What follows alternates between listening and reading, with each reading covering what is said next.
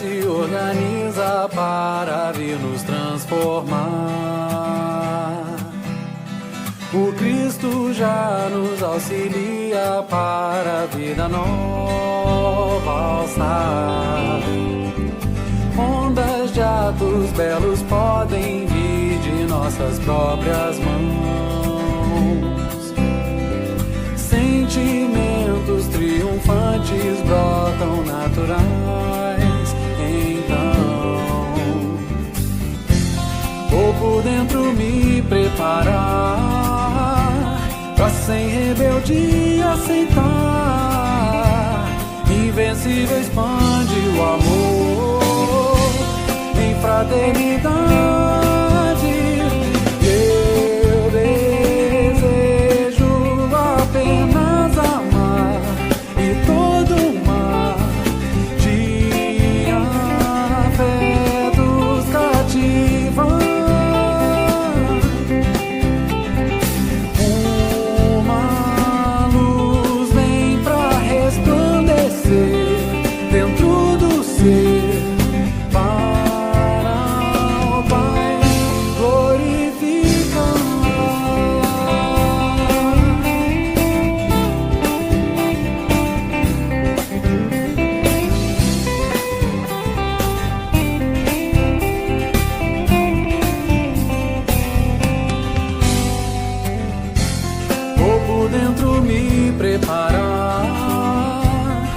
Sem rebeldia aceitar.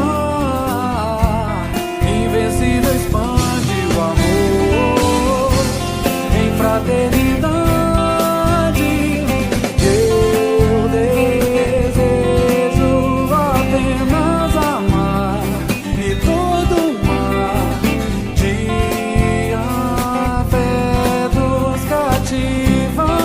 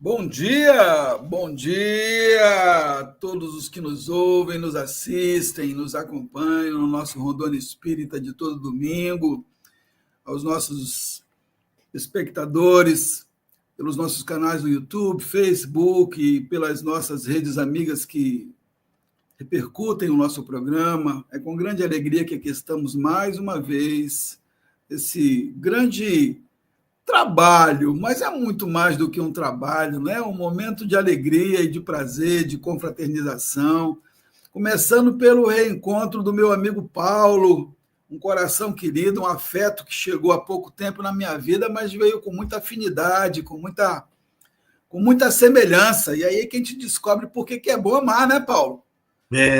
Por que é bom amar? É bom amar, então quando a gente se dá bem, tudo fica bem. E a Naira, que é a minha amiga aí, que está aí embaixo, aí, essa baiana que tem paciência comigo nas lives em que ela me traduz. Eu também tenho muito carinho, de vez em quando eu encontro lá em Vitória da Conquista. É uma alegria muito grande tê-los os dois juntos aqui, a Bahia em peso, e uma baiana escondida aí atrás nos bastidores, a nossa Margarete, que também faz a nossa alegria, e a nossa amiga Dali, no nosso bastidor, sustentando a nossa rede. É muito bom estarmos juntos. Sempre muito feliz em revê-lo. Paulo, seja muito bem-vindo. Obrigado, irmão. A recíproca é verdadeira. Muito feliz por estar aqui esse domingo de manhã com vocês, compartilhando aí essa leitura, né, da nossa querida Joana. Graças a Deus. E como você escolheu o tema Libertação pelo Amor, eu disse para você que você pediu para eu pegar a leitura aqui, eu peguei do Fonte Viva, antes da nossa prece, né? Eu abri o acaso, mas não foi tão mau acaso, não, porque eu abri na lição 84, na instrumentalidade, mas alguma coisa me diz, pula mais uma folha. E aí eu pulei. 85, e o nome da lição é Impedimentos. Antes de continuar, quero agradecer a nossa equipe de arte que proporcionou esse momento musical tão afinizado com o tema de hoje, né?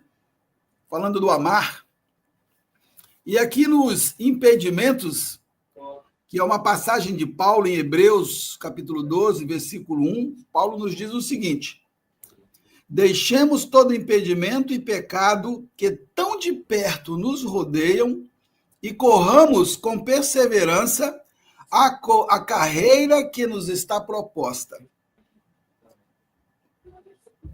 Isso é o que ele está nos recomendando. Emmanuel comenta: o grande apóstolo da gentilidade figura o trabalho cristão como uma carreira da alma, no estádio largo da vida. Paulo, naturalmente, recorrendo a essa imagem, pensava nos jogos gregos de sua época. E sem nos referirmos ao entusiasmo e à emulação benéfica que devem presidir semelhante esforço, recordemos tão somente o ato inicial dos competidores. Cada participante do prélio despia a roupagem exterior para disputar a partida com indumentária tão leve quanto possível. Assim, também, na aquisição da vida eterna, é imprescindível nos desfaçamos da indumentária asfixiante do espírito. É necessário que o coração se faça leve, alijando todo fardo inútil. Na claridade da Boa Nova, o discípulo encontra-se à frente do mestre, investido de obrigações santificantes para com todas as criaturas. As inibições contra a carreira vitoriosa costumam aparecer todos os dias. Temo-las com frequência nos mais insignificantes passos do caminho. A cada hora surge um impedimento inesperado.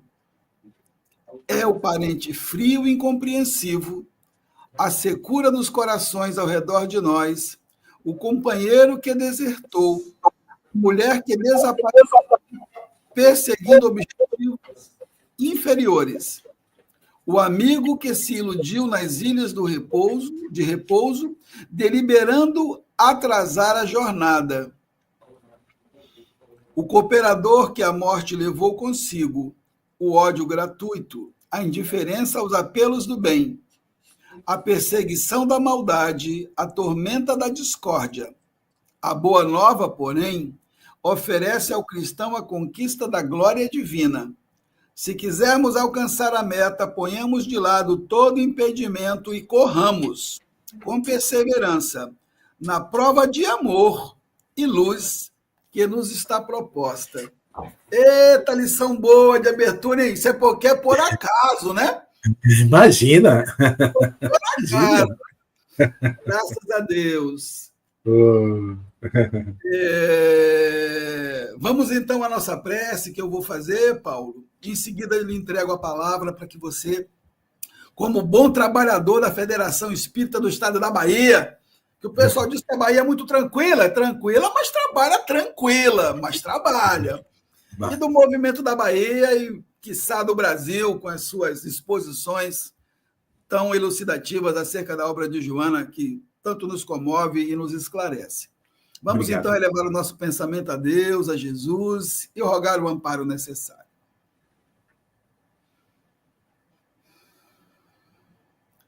Pai de amor e de bondade infinitas, Jesus, amado mestre, amado amigo, benfeitores amigos do plano espiritual, que nos acompanham e nos sustentam nesse esforço de crescimento e de aprendizado, de libertação e de alegria.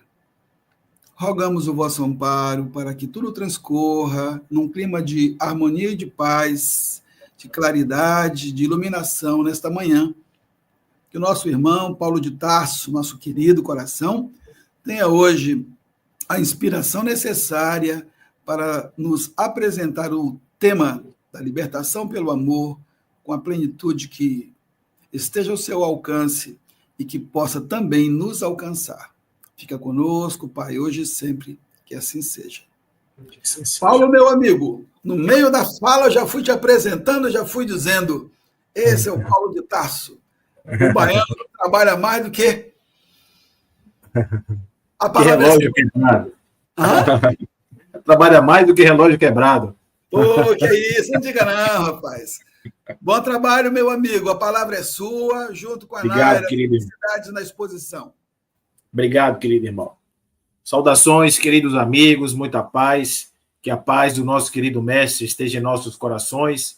Que a espiritualidade boa, amiga, que nos ajuda na divulgação da doutrina espírita esteja conosco, nos trazendo paz e luz no coração. Eu queria saudar aqui a minha querida Margarete, a nossa querida Daliane, que está aí na técnica, Naira, nossa queridíssima intérprete, que está aí, né, trazendo nesse movimento inclusivo a sua interpretação de Libras para o que nós vamos conversar esta manhã, ao meu queridíssimo Hércules, que, conforme ele disse, ele mora aqui nesse coração, não paga aluguel, porque chegou de mansinho e tomou conta do espaço dos amigos, e eu agradeço sempre a oportunidade de revê-lo, de estar com ele, uma conversa sempre agradável.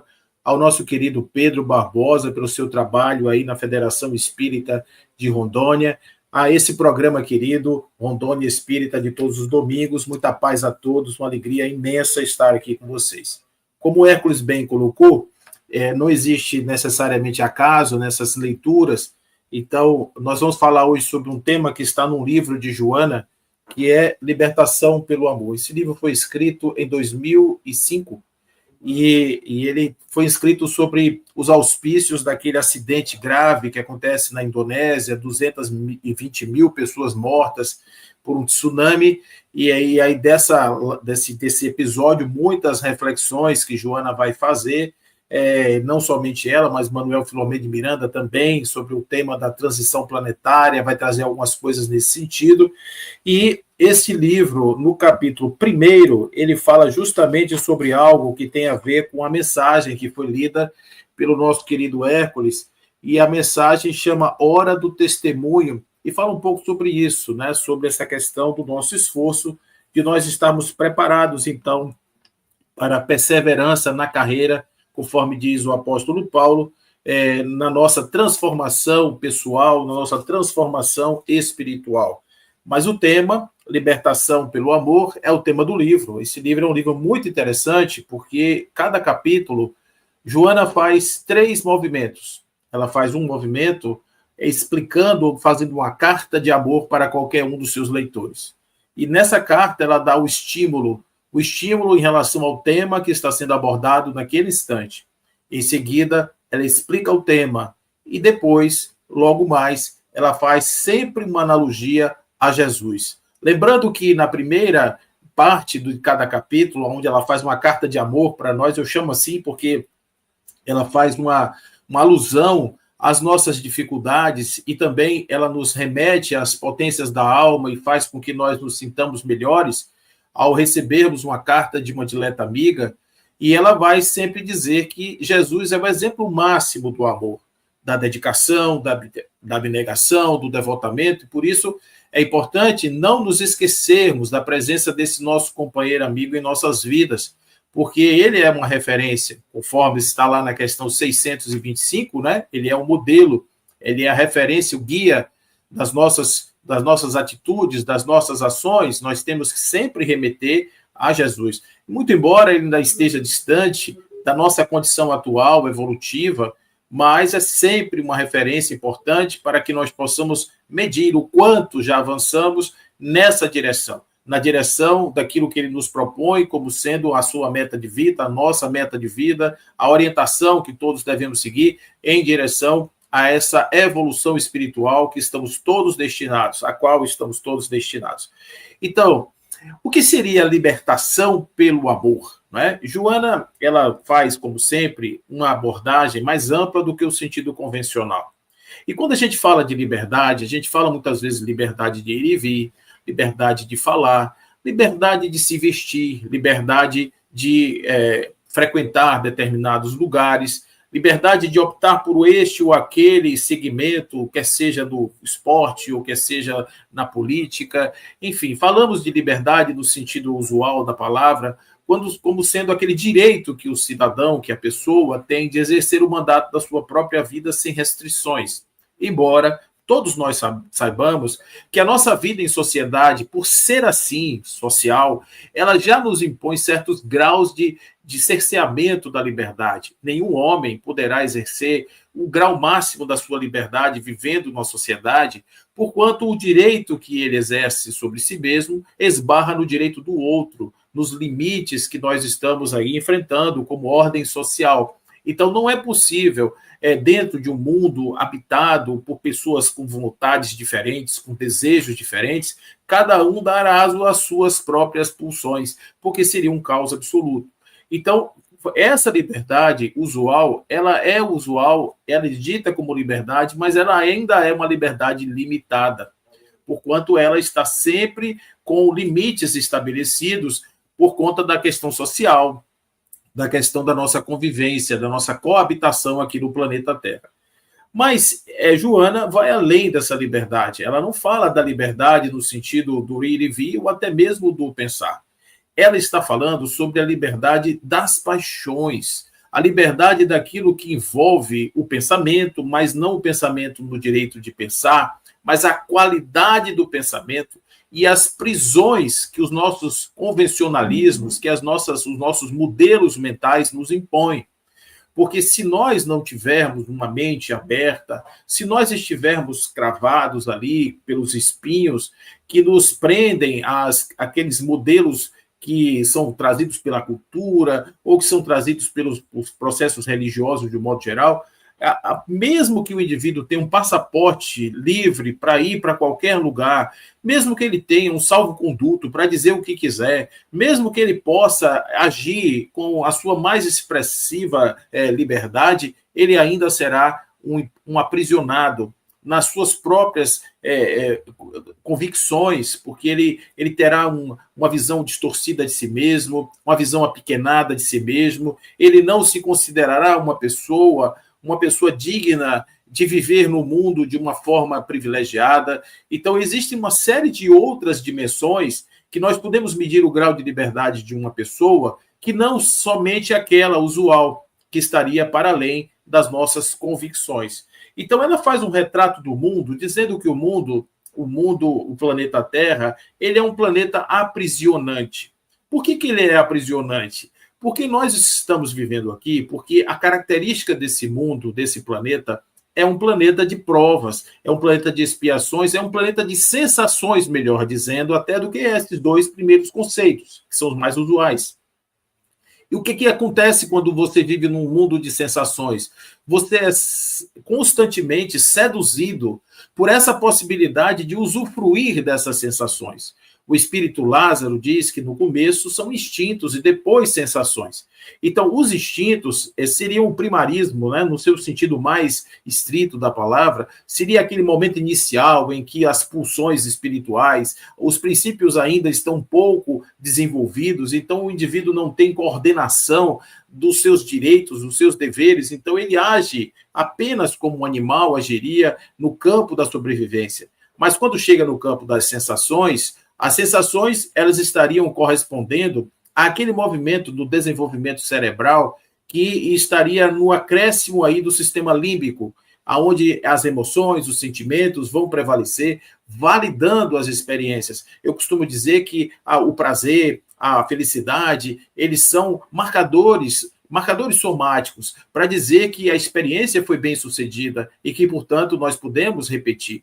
Então, o sistema límbico, que seria a segunda camada do cérebro, nessa topografia proposta pelo Dr. Paul MacLean, né, do cérebro triuno, essa ideia do cérebro em 3 partes, estaria a segunda parte do sistema límbico respondendo justamente por esse movimento emocional.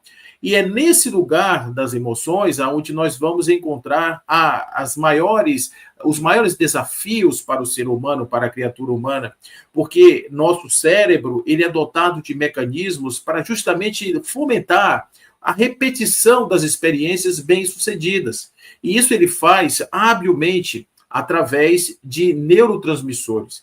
Então, o cérebro, ele não tem assim, uma convicção racional sobre o que seria felicidade ou o que seria o prazer. É um estímulo neuroquímico que faz com que o corpo relaxe, se sinta feliz de alguma forma, livre, não pressionado por aquelas tensões, normalmente, que a pessoa às quais ela se submete. Então, nós temos aí uma espécie de indutor aos determinados movimentos, chamados movimentos das emoções e dos sentimentos, incluindo aí até mesmo o amor. Então, a gente vai falar sobre ele daqui a pouquinho, mas eu queria ficar ainda nesse movimento, que vem lá dos nossos primarismos, dos nossos atavismos, lá dos nossos movimentos, quando éramos esses seres ancestrais, e que estamos desenvolvendo hoje outras habilidades, mas ainda mantendo os mesmos mecanismos fisiológicos que disparam essas sensações dentro do nosso cérebro. Então, quando eu experimento uma fruta saborosa, eu encharco o meu cérebro com dopamina ou com outras substâncias parecidas que vão me dar essa sensação de prazer e vão dizer, olha, essa fruta é boa, você pode comer outras vezes, porque isso é bem legal. Quando estamos com amigos e esse movimento é de felicidade, então nós sentimos o nosso corpo encharcado de uma sensação de prazer enorme e isso faz com que nós sejamos compelidos a repetir sempre essas experiências. E assim, desde um chocolate que produz lá, que tem uma substância que é o feniletila-amina, que ele produz uma sensação de um beijo, né? Então, que tem carência afetiva, normalmente gosta de chocolate, porque o chocolate induz a essa percepção de acarinhamento, né? Essa coisa de você se sentir envolvido, emocionalmente compensado. Então, isso tudo está dentro dessa fisiologia do cérebro e que no mundo cheio de cores, de sabores, de experiências somatosensoriais, esse é um grande desafio para o espírito, porque ele estará dentro do corpo justamente na predominância desses estímulos, muito mais do que as conveniências ou as convicções dos anelos espirituais. Lá no Livro dos Espíritos, nas questões 100 seguintes, nós vamos ver lá a escala espírita, onde Allan Kardec classifica esse tipo de experiência como os espíritos de terceira ordem, que são aqueles cuja predominância da matéria sobre o espírito faz com que o espírito fique apequenado diante de tantas explosivas sensações que o planeta Terra apresenta. É por isso. E não é porque o planeta é ruim, não é porque o planeta ele é uma espécie de umbral físico colorido. Não, o planeta Terra é lindo, é maravilhoso, é perfeito, é cheiroso, é saboroso, ele é convidativo às experiências sensoriais, mas ele em si não é ruim. O que torna a experiência negativa é a maneira como nós nos colocamos diante da experiência do mundo. Então, ao provarmos do sabor, do prazer, das sensações do mundo, nós então entendemos que quando eu estou triste, eu busco o prazer, a saciação a qualquer preço. Então, a indústria do entretenimento, o momento hedonista, o qual nós estamos vivendo hoje, ele é um movimento que é construído para nos estimular a essa profusão de sensações. Então, os bares são coloridos, são temáticos, são cheios de agradabilidades. Você chega lá, o povo tem aquela coisa que te transporta para fora do seu mundo, os coquetéis lindíssimos, aquela experiência de glamour. Isso tudo remete a uma estrutura da psique humana, que é o ego, que, carente das suas próprias convicções, busca as compensações no mundo, através desses agrados que o mundo dá. Só que isso é uma experiência fora da percepção, ou melhor, da vivência do espírito. é uma fuga. Muitas vezes, uma fuga. É claro que ninguém vai viver uma vida sem prazer, ninguém vai viver uma vida sem aproveitar da vida. Isso não é isso que eu estou falando, é a questão do abuso excessivo, é tudo que é demais, até remédio demais mata.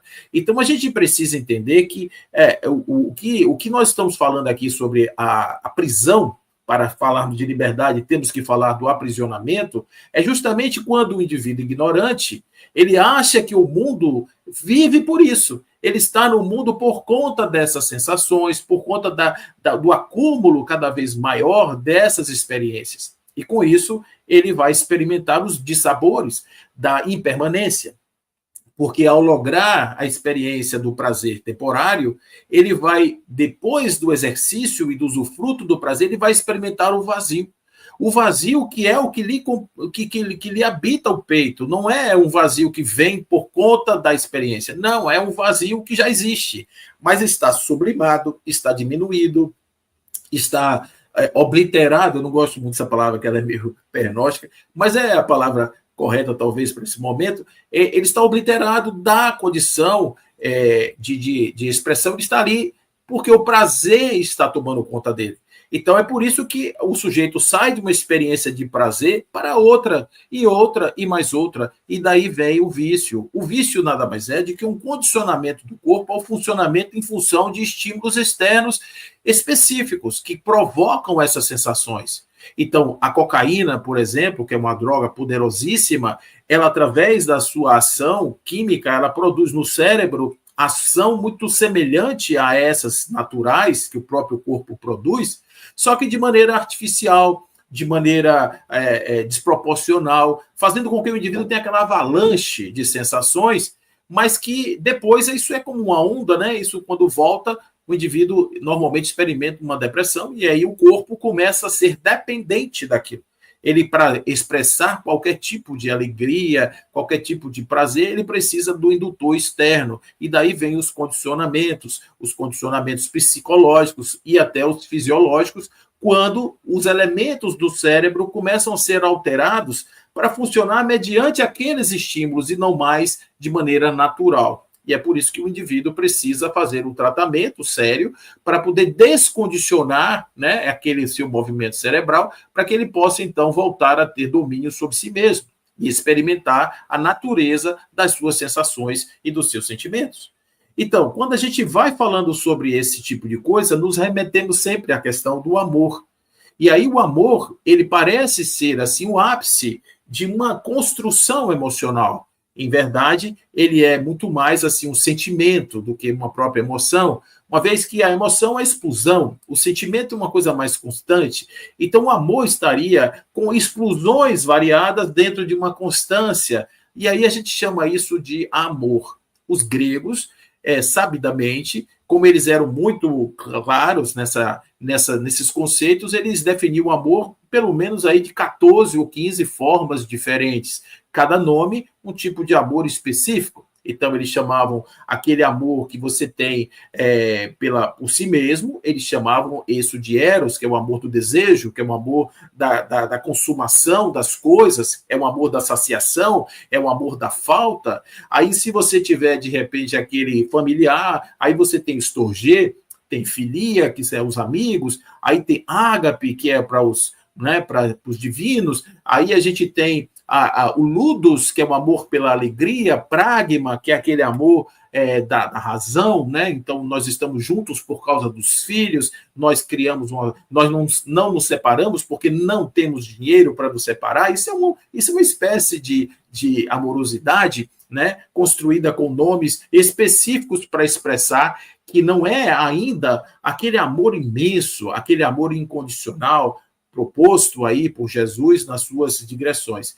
Então, enquanto nós somos amantes nesse nível do ego, das explosões dopamínicas, né? Então a gente tem aí a ocitocina, a serotonina, outros neuroquímicos que atuam na paixão, na química da paixão. Isso produz efeitos de aprisionamento terríveis na criatura humana, porque nós ficamos presos uns aos outros. nós criamos uma dependência não só neuroquímica, né, que é a paixão que faz isso, a gente fica com a boca seca, o estômago fica revirado, a pressão arterial aumenta, diminui a nossa resistência a micro-organismos, né? Nosso sistema imunológico fica afetado quando estamos apaixonados. O cérebro, o córtex, ele diminui a sua atividade funcional. Então, isso é resultado de um processo fisiológico que a natureza tem. A formiga, no seu estado de formiga, ela tem isso. O cão, no seu estado de cão, tem a mesma coisa, porque é a natureza criando os artifícios para que os indivíduos acasalem, produzam filhos, filhotes, a descendência e etc., a reprodução das espécies e a conservação. Então, esse mecanismo fisiológico, que não é a sublimação do amor, é apenas a necessidade dos encontros amorosos, que é bem diferente. Então, isso é o que nós nos acostumamos e chamamos aqui no Ocidente, principalmente na nossa cultura, chamamos de amor uma coisa só. É quando eu, de repente, vejo uma pessoa, meus pés estão tremendo, borboletas na barriga, eu não consigo pensar em mais nada, eu simplesmente me envolvo emocionalmente com essas pessoas. E a partir daí eu tenho com elas uma relação que eu chamo de relação amorosa. Olha que coisa interessante, porque se é amor, então eu poderia esperar desse amor ou uma série de reações, por exemplo, o desprendimento. Então, se de repente alguém que está apaixonado por um outro e esse outro diz assim, eu vou viajar, vou passar um ano fazendo um doutorado na Inglaterra, seria natural que esse dissesse, ótimo, que bom que você está se instruindo, que você está crescendo, que você está levando a sua condição intelectual avante, que bom, que maravilha, pelo meu sentimento por você, eu desejo isso, mas não é assim que acontece. O indivíduo sente a perda, ele sente a falta, ele sente no afastamento a insegurança, e aí logo surge aquele conflito, e isso muitas vezes descamba para uma relação inamistosa, onde os indivíduos vão até criar rompimentos. Aí nós temos outros casos mais graves, como, por exemplo, aquele que ama, mata a pessoa amada porque não admite a perda da pessoa. Há outros casos mais assim, de maneira mais subreptícia, né, de maneira mais sutil, que é o caso, por exemplo, daquelas relações familiares onde se criam dependências entre os seres, que isso é chamado, na psicologia, isso é chamado de fusionamento do ego. É aquele estado em que duas pessoas, por uma relação amorosa, passam a viver como se fosse um só. É aquela coisa de banda de laranja, tampa de panela, né? É mais ou menos isso. Só que isso é patológico, porque o indivíduo ele não pode depender do outro para existir funcionalmente.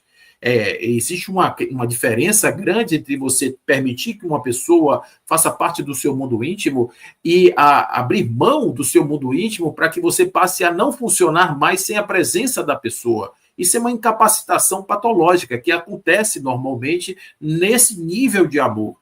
E tem uma notícia ruim que esse tipo de amor nos dá. A ciência já nos falou que ele dura 3 anos e meio, mais ou menos. Essa paixão, essa paixonite aguda dura, por exemplo, 2 a 3 anos, mais ou menos. Esse é o prazo de validade de uma paixão.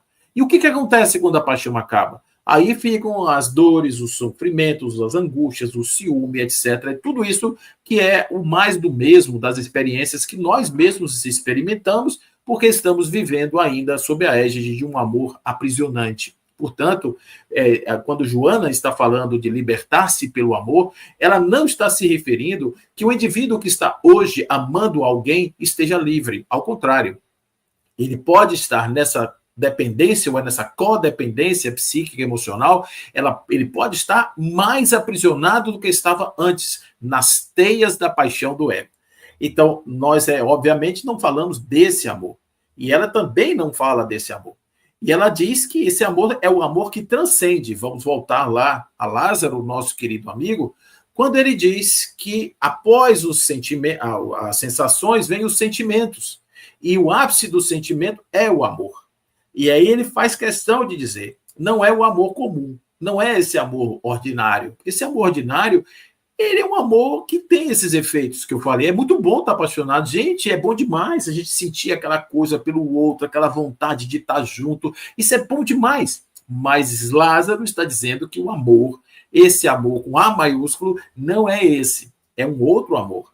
É um amor que condensa em seu ardente foco todas as aspirações, é um sol interior.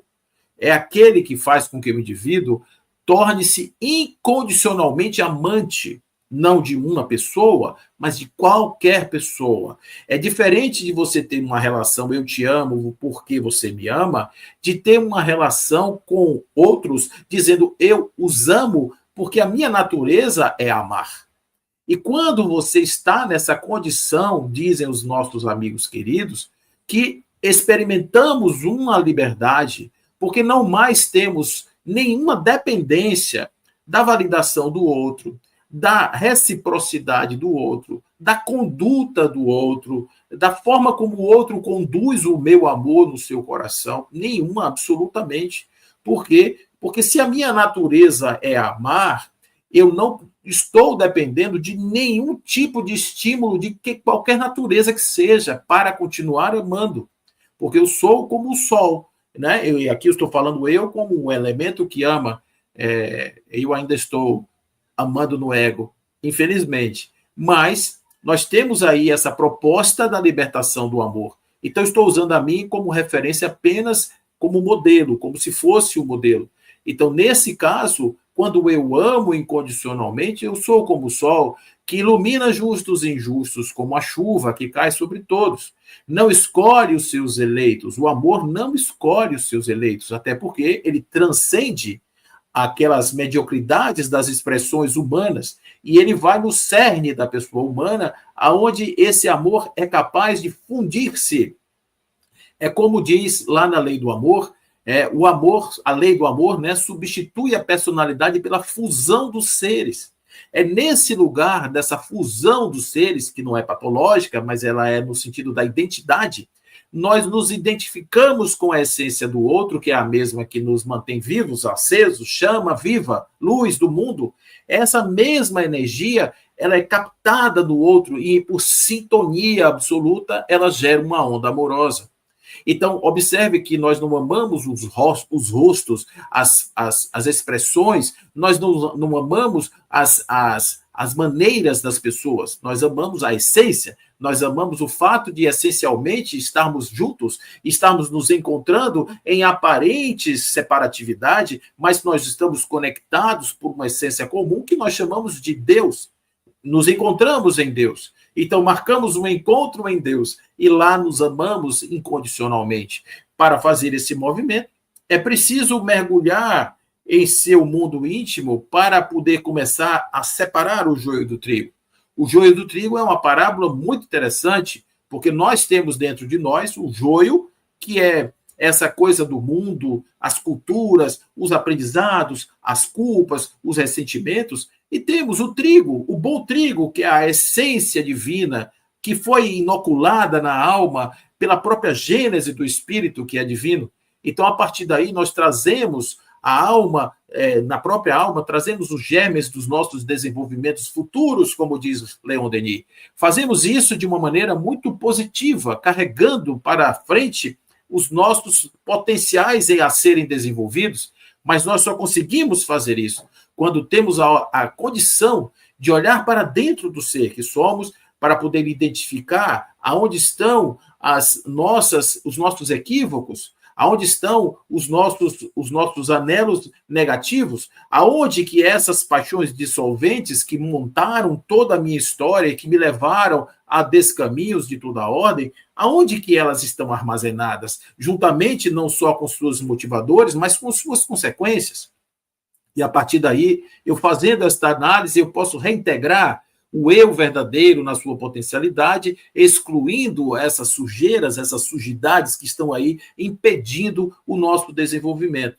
Então, é nesse lugar que nós vamos conquistar uma amorosidade que vai nos libertar. A verdade proposta por Jesus, eu lhes ofereço uma verdade que liberta, conforme está lá em João, e também a possibilidade de uma alegria plena. Eu trago a minha alegria, que a minha alegria seja a sua alegria, e que a sua alegria seja plena, como a minha alegria é plena, porque eu já venci o mundo vai causar tormentos, preocupações, mas não vos preocupeis, porque eu venci o mundo, porque eu sou um caminho que você pode observar como referência para seguir nessa senda.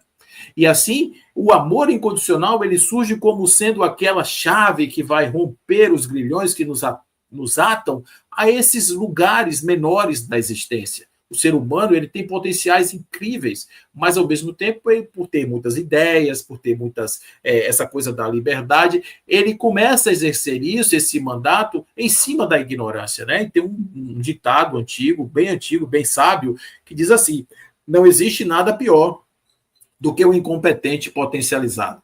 Então, o incompetente potencializado causa bomba atômica, causa tsunami não, mas causa holocausto, causa todas essas coisas que a gente vê, fome, causar a escravidão, esse tipo de coisa, os parricídios, hominicídios, feminicídios, infanticídios, os xicídios todos da existência e até os suicídios, né? Isso tudo causado por uma espécie de livre-arbítrio potencializado por prazeres mórbidos, que são nutridos por uma sociedade extremamente voltada para prazeres e extremamente cheia ou farta de vacuidades. Então, é nesse lugar que a gente começa a entender que, enquanto a gente estiver sendo atraído pelas luzes da ribalta, pelas luzes do mundo, a gente estará flertando com essas sensações, dando aso a um ego que quer se realizar no personagem muito mais para ser validado pelo outro do que validar-se em si mesmo.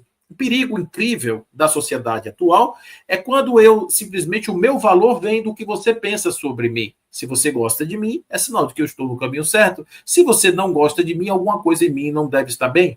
Então, se há uma política de cancelamento social em um determinado ente, uma pessoa qualquer, essa pessoa excluída do convívio social, ela vai estar mais ou menos passando por uma experiência que, durante a Inquisição, era considerado crime de efígie.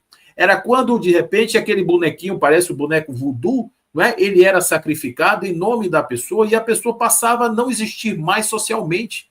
Então, hoje nós temos outro tipo, né, de cancelamento, que é um cancelamento virtual, que é doloroso para quem está vivendo a experiência da afirmação do outro. Mas aquele indivíduo que já conseguiu se bastar, aquele indivíduo que já conseguiu se encontrar em si mesmo, ele não sofre esse tipo de... O outro pode cancelar, pode apagar, pode deletar, pode fazer o que quiser, porque o indivíduo está pleno de si mesmo, convicto das suas potencialidades, da sua natureza, da sua própria existência, e ele não se limita mais a expressar a sua amorosidade porque o outro não lhe ama, ele simplesmente consegue desenvolver uma amorosidade que transcende a resposta positiva ou negativa de quem quer que seja. Isso é liberdade absoluta. É a liberdade de você expressar a sua verdadeira natureza e não se importar com isso do jeito que isso está vindo. Agora, cuidado, porque tudo na vida, como eu falei inicialmente, até remédio mata. Então, de repente, o sujeito está ignorando o mundo, ele está criando aquela atitude de indiferença, isso pode ser também patológico, a depender de como ele se expresse. Normalmente, nós identificamos a patologia do desprezo quando o sujeito caminha para a misantropia, para o isolamento, para fazer, o mundo não presta, o mundo só tem pessoas ruins, então eu vou viver aqui, eu não ligo mais para ninguém, o que você fala para mim não me atinge, isso é fuga. Cuidado, porque, na verdade, a amorosidade indiferente, ela é diferente de uma indiferença que não tem amor. Né? Então, aí é bem diferente. Nós reconhecemos aquele que já consegue vencer o mundo quando ele não está impedindo a sua expressão livre do ser, simplesmente porque o outro está ali, não lhe está ali validando a experiência. Joana traz muitos exemplos, falando que Jesus, por exemplo, foi uma pessoa que viveu a sua realidade e ele só encontrava testemunhos negativos em todos os lugares. Era o povo do Sinédrio que ficava testando ele o tempo todo, eram os seus próprios apóstolos que ficavam testando ele nas perguntas capciosas que eles faziam em tempos oportunos, eram aqueles outros que perseguiam. Quando ele chega em Nazaré, ele teve um pouco para ser jogado de cima de um monte, né? Porque as pessoas não acreditavam, as pessoas não gostavam daquela forma como ele falava. Ele, quando ele se colocava como um subversivo, porque o sistema né, o sistema do templo, das castas, etc., não admitiam que um carpinteiro analfabeto, ou vindo de uma cidade insignificante, como a pequena Nazaré, tivesse a audácia de questionar ali as coisas do templo. O próprio Paulo, né, o Paulo de Tarso, de verdade, ele fazia isso, ele perseguia os cristãos, porque ele não admitia, hipótese alguma, que aqueles ignorantes simples fossem capazes de negar a existência de uma lei fundamental, daquele Deus maravilhoso, de todas os postulados das 613 leis dos fariseus. Então, ele simplesmente não admitia e perseguia e matava aquelas pessoas, até que, de repente, ele começa a entender uma coisa diferente. A Damasco de Paulo, que é a nossa Damasco, que nos espera em qualquer lugar, em qualquer esquina, uma hora qualquer, nós vamos nos encontrar com a nossa Damasco, todos passam por ela. Então, naquela Damasco específica, quando ele cai de joelhos, ele se rende àquela imagem de Jesus à sua frente, e ele diz, Senhor, que queres tu que eu faça? Ele adentra na cidade de Damasco e vai iniciar um novo momento na sua vida, onde ele vai começar a experimentar a rejeição daqueles que eram os que lhes amavam, seu pai, sua família, etc. Essas pessoas vão rejeitá-lo profundamente, até a mulher amada, de certa maneira, ele perde por conta do seu périplo nessa vinculação religiosa. Agora ele vai virar tudo, ele vai virar o barco, ele vai virar totalmente a perspectiva e se tornará um trabalhador, o vaso escolhido, um trabalhador que não estará feito às coisas nem às vontades do mundo. Ele fará as coisas em conformidade com seus desígnios e com sua vontade. Ele vai tentar modificar o padrão da sociedade amorosamente, e aí tanto que quando ele escreve aquela carta aos Coríntios, ele escreve falando da suprema excelência do amor, ainda que eu falasse a língua dos anjos e dos homens, se eu não tiver amor no meu coração, eu seria como um símbolo, um sino que não ressoa, eu seria como um metal que simplesmente está aqui fazendo um papel mecânico na existência, e nada disso me admira. Mesmo que eu pegasse o meu corpo e jogasse nas chamas, nada disso adiantaria, porque o amor, ele não está voltado para ter nenhum tipo de ego, inflamação de ego, ele não está na soberba, ele não está na condicionalidade, o amor está na incondicionalidade, o amor está na entrega absoluta, o amor está como o sol iluminando tudo em todos, a todo tempo, porque o amor é o encontro do ser com a divindade que existe no seu coração, e a partir daí ela começa a iluminar o mundo nas suas expressões mais plurais e amplas, o possível dentro dessa construção, que é a evolução ou a eclosão do espírito dentro do seu processo evolutivo. Seria o equivalente a estarmos ali na primeira ordem, da primeira classe da escala espírita proposta por Allan Kardec, saindo da condição da materialidade que prende, que imprime sobre o espírito toda a sua injunção para que ele não se manifeste livremente. Terceira ordem, indo para aquele estado intermediário, onde já conseguimos ter alguns impulsos de manifestação do espírito, e chegando na primeira ordem, que só tem uma classe, que é a primeira classe, que é o espírito puro, que é o puro espírito, que é aquele espírito que não está misturado com nada, não está misturado com nenhuma sensação, nem mesmo corpos, porque não reencarna mais. Então é esse o nosso desiderato. Enquanto nós não alcançamos a busca por essa excelência do amor, nós somos prisioneiros. Prisioneiros dos desejos, prisioneiros das paixões, prisioneiros do ciúme, prisioneiro de todos esses conjuntos de coisas que estão nos trazendo essas dificuldades imensas para que a gente possa, de repente, ter um minuto de felicidade. Aí diz assim, aqui no mundo você não vai ter felicidade. Enquanto houver ignorância, não existe realmente a possibilidade de sermos verdadeiramente felizes. Porque estaremos presos a essa condição. Gente, essa condição, ela é abjeta, a gente sabe disso.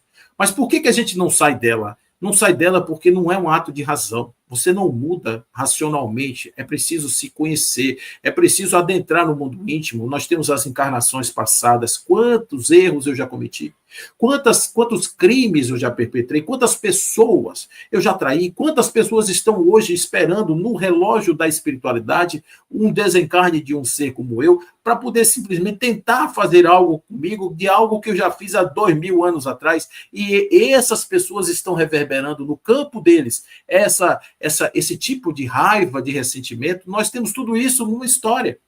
Como é que nós vamos fazer isso assim de uma hora para outra, tomando um banho ali na Lagoa de Siloé? Não é assim que a gente faz. A gente faz através de um processo de construção da amorosidade interna. Primeiro, Joana vai nos dizer, nessa busca pelo ser da sua realização, o indivíduo precisa amar-se profundamente, para que ele não tenha medo de enfrentar-se. E se ele olhar para dentro e encontrar uma sombra, algo sujo na sua existência, ele vai amorosamente olhar para isso e dizer, se errei, errei porque eu, naquele momento, não tinha o recurso que tenho hoje. Se hoje fosse as mesmas circunstâncias, não faria da mesma forma, faria de outro jeito. Então, eu não fiz assim porque eu não sabia fazer de outro jeito, fiz assim porque era assim que eu sabia fazer. Então, ele começa a trazer isso para a sua realidade e ele diz assim agora, se acontecesse de novo, quais formas eu poderia fazer? Eu tenho essa opção aqui agora, porque agora eu já conheci aqui a doutrina espírita, ela já me explica a respeito da imortalidade da alma, da comunicabilidade entre vivos e mortos, já trouxe um novo sentido para a palavra Deus, como aquilo que é imanente não só em mim, mas em todas as coisas do universo. Então eu começo a ter uma outra visão disso, agora eu tenho uma outra opção, mas as minhas consequências do passado estão lá. Então, eu vou fazer aquilo que está no Código Penal da Vida Futura, lá no artigo 16, que está no triplo movimento da reparação, que é o arrependimento, a expiação e a reparação. Então, que venham aqueles que estavam caídos por minha causa no caminho, apareçam na minha história agora, na frente do futuro, como filhos, como companheiros, como companheiras, e eu serei capaz de amá-los, apesar de, muitas vezes, eles vierem ainda, chegarem com as pedras para me atirar. Então, eu serei capaz de amá-los, serei capaz de amá-los porque eu entendi que o amor não identifica as pessoas, as capas, como Kardec diz na questão 799, não é castas, não são cores, não é crença, é essência espiritual. Então, quando o indivíduo consegue acessar isso, Deus está em tudo, e eu amo a Deus incondicionalmente, com toda a minha alma, com todo o meu espírito, com todo o meu entendimento. Então, se eu consigo amar a Deus assim, eu consigo amar qualquer coisa assim, porque as coisas são manifestações de Deus. João diz na sua epístola que o indivíduo que diz que ama a Deus e não consegue amar seu irmão é mentiroso. Porque como é que você consegue amar quem você não vê e não amar aquele a quem você vê? Mas se você ama a Deus e consegue ver Deus no outro, você amará a Deus e ao outro incondicionalmente. Esse processo da amorosidade, a construção, é o grande anelo da evolução. É para isso que nós crescemos e nos desenvolvemos, para sermos espíritos melhores. Leon Denis diz que nós nascemos por amor, fomos criados para amar, que nós somos pequenos, que somos colocados numa forma acanhada e frágil, e que com o pulso do desenvolvimento nós vamos alcançar o infinito. Então, esse espírito, potência de Deus, que está lá também na questão 79 do Livro dos Espíritos, o princípio inteligente do universo individualizado. O espírito com E maiúsculo, que somos todos nós, é a individualização do espírito, do princípio inteligente do universo. Esses espíritos somos nós, essa capacidade que é a mesma que faz o sol girar, que faz a lua aparecer, que faz a flor se abrir, que a borboleta voa a partir do momento em que ela se transforma de uma lagarta, porque tudo isso, a metamorfose, as transformações, o oxigênio que se enamora do hidrogênio para produzir a água que produz a vida, tudo isso é a inteligência do universo e nós carregamos em nós essa inteligência para ser manifesta na maneira do amor. É o que nós chamamos de amor, é esse sentimento de integração, esse sentimento de unidade que Paulo, o Espírito, Paulo vai se manifestar lá na questão 1009 do Livro dos Espíritos, dizendo que é a gravitação para a unidade divina, o destino de toda a humanidade. E é por esse motivo, por essa razão, que nós estamos construindo nossa senda evolutiva através do processo orientação do nosso querido Espírito de Verdade, que os espíritas devem Amar, exercitar a sua amorosidade, desenvolver a capacidade de amar, amar sem limites, amar além das fronteiras, amar além das cascas, amar além de todos os impedimentos, é um exercício de todos os dias, começando por amar-se a si mesmo, porque observe que quando o Espírito de verdade diz espíritas, amai-vos, ele não está necessariamente dizendo que nós devemos amar ao outro, mas amar a nós mesmos também. Amai-vos é amar a si mesmo também, o que se aplica ali na primeira pessoa, se aplica à terceira pessoa, se aplica a outra pessoa, porque eu estou falando de mim. Eu estou falando de mim, de uma amorosidade para mim, para desenvolver em mim a capacidade de amar. Amar assim sem reservas, amar sem limites e fazer da minha vida uma vida livre, porque no amor você pode exercer o mandato do amor, porque o amor vencerá todas as guerras, o amor vencerá todos os embates, o amor será o argumento maior e majoritário de todas as discussões.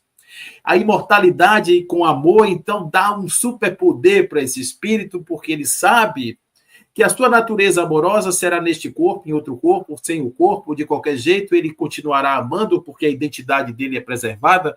Então, não existe nenhum limite para aquele que quer amar, aquele que quer desenvolver o amor. Qual que é a chave disso? Eu, particularmente, para mim, na minha condição ainda que estou, eu imagino que buscar a Deus seja realmente o meu principal objetivo para encontrar a essência desse amor.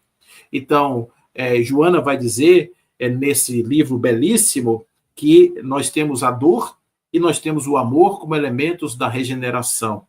Mas o botão de rosa que teme o desabrochar, com receio da agressão das pragas e da ardência do sol, morre em si mesmo encarcerado, sem que haja libertado o perfume e o pólen que lhe dariam continuidade à existência, fecundando outra planta. Então, aquele que tem medo de sair desse lugar que se encontra, desse lugar pequenininho, essa pessoa vai passar pela vida, mas vai experimentar ainda muitos dissabores, porque a única forma de nos libertarmos deste mundo das sensações é superarmos essa condição para termos, de alguma maneira, outras possibilidades.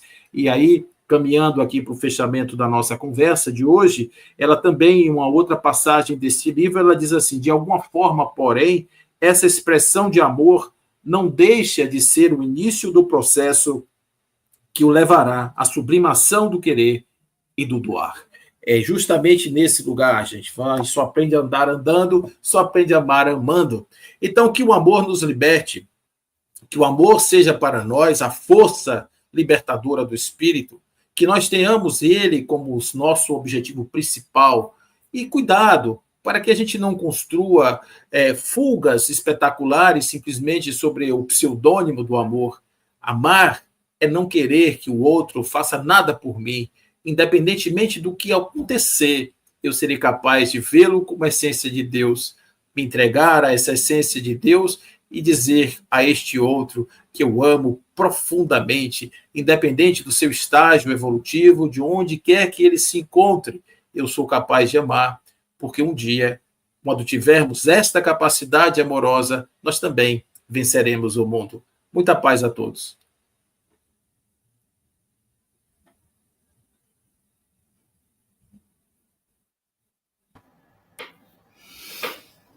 Perfeito, Paulo. É Paulo comentando quase Paulo, né? Negócio bom. É o genérico falando do verdadeiro. Gostei da metáfora do botão que você mencionou de Joana. Isso automaticamente me lembrou da leitura dos impedimentos, né? O que impede que o botão desabroche e solte o seu perfume e os seus pólens. Tudo se liga, né? Tudo está junto, tá?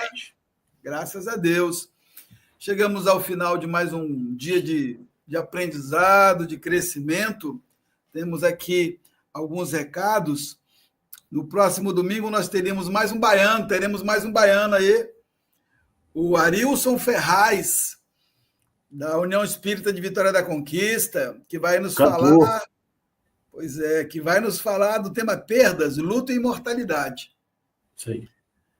E, ao mesmo tempo, Muito embora a referência genérica, vamos aqui à menção às nossas redes amigas que nos retransmitem.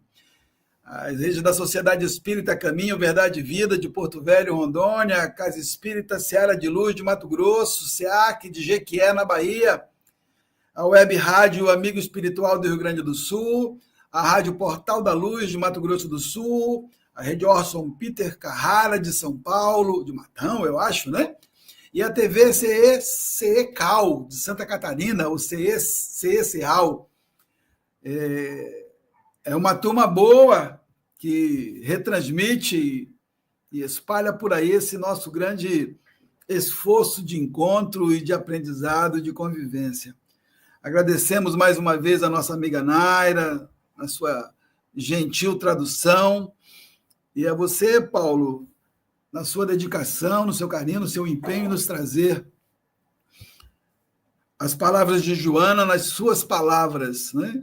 Portanto, agradecidos que estamos, nesse instante aí te devolvemos a palavra para que você possa fazer alguma consideração final e a nossa prece de encerramento, desde já agradecendo a todos que nos acompanharam. Queria agradecer, amigo Hércules, pela oportunidade de estarmos aqui conversando com tanta gente que nesse domingo pela manhã para fazer uma reflexão a respeito da vida, dizer da importância de pararmos um pouco nessa velocidade do mundo para pensar em nós mesmos. Então, que todos tenham uma semana de luz, de muita paz, rogando ao Pai Celestial que cubra a todos nós, nos trazendo o coração cheio de esperança, de alegria, um futuro renovado para a Terra, e que as propostas do Cristo estejam fortes em nossos corações e que um dia possamos transformar este planeta maravilhoso, um planeta lindo que nós temos, transformar em um ninho de paz, em uma escola de almas regeneradas que possam aqui se encontrar no brilho dos seus olhos e na essência do amor. Que o Pai Celestial nos cubra e nos conduza sempre, que assim seja. Alegria muito grande. Beijo no coração de todos e um resto de domingo maravilhoso para todos. Permaneça um pouquinho para a gente se despedir, Paulo. Sim.